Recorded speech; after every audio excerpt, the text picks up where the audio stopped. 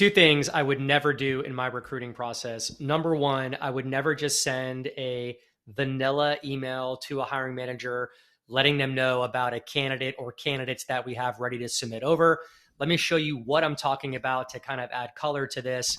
I feel like this is what most recruiters do, which I think is kind of the lazy way of doing business.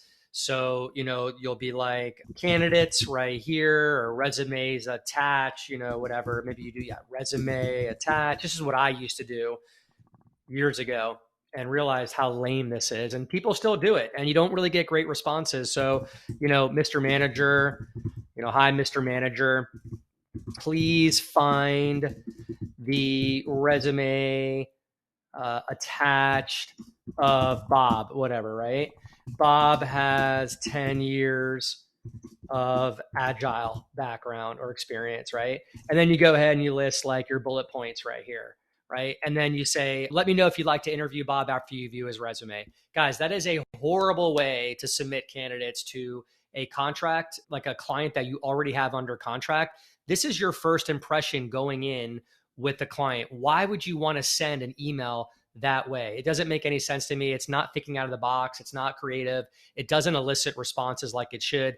A better way to do it would be to create what I call a customized shortlist page. So we have those right here with Recruitemy. This is the only way that I send candidates over, and it yields over a 95% response rate when I do this.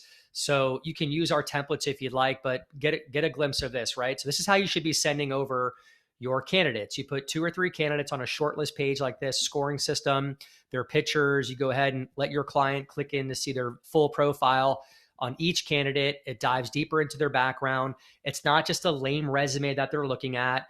There's a video here of the candidate talking about themselves, how they're going to add value to your client going forward. They're not talking about what they did 10 years ago. People don't care about that. Get to the point. Go ahead and add your documentation right here as hyperlinks. Resume can be here. That's fine. And then your client can navigate and look at the other 2 candidates. That is a great way to submit candidates over. All right. The last thing that I'll share with you is a little tip that I have. So a lot of recruiters get this wrong as well. So when you have an active contractor working on a client, it's signed off, and you send a candidate or 2 over and your client is evaluating these candidates, what's going to happen is maybe a few days go by and you're going to have candidates call you from your sourcing efforts. You're going to talk to a great candidate, right? And you're going to feel so good about this candidate.